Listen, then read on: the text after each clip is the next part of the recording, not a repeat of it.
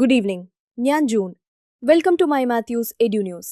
ഇന്ത്യയിലെ വേഗത്തിൽ വളർന്നുവരുന്ന കോച്ചിംഗ് സെന്റർ വ്യവസായത്തെ സംബന്ധിച്ച് പാർലമെന്റിലെ മുഖ്യസമിതി വിശദമായ അവലോകനം ആരംഭിച്ചു.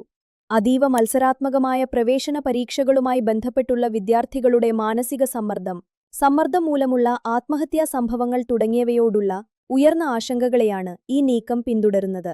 രാജ്യത്തെ കോച്ചിംഗ് സെന്ററുകളുടെ അതിവേഗ വ്യാപനത്തിന് പിന്നിലെ കാരണങ്ങൾ എന്തൊക്കെയാണെന്ന്, കൂടാതെ നിലവിലുള്ള സംവിധാനങ്ങൾ വിദ്യാർത്ഥികളുടെ മാനസികാരോഗ്യത്തെ അപകടത്തിലാക്കുന്നുണ്ടോ എന്നതിനെക്കുറിച്ചും സമിതി അടുത്തുനിന്ന് പരിശോധിക്കും.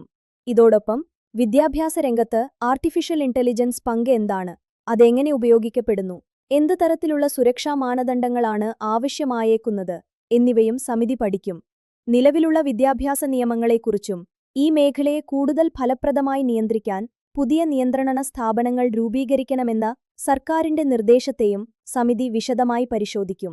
സമിതിയുടെ കണ്ടെത്തലുകൾ അടുത്ത വർഷങ്ങളിൽ ഇന്ത്യയിലെ വിദ്യാഭ്യാസ രംഗത്തെ വലിയ പുനഃസംഘടനകൾക്കും നയപരിഷ്കാരങ്ങൾക്കും വഴിതെളിയുമെന്നും പ്രതീക്ഷിക്കപ്പെടുന്നു. Thank you for watching and don't forget to like, share and subscribe.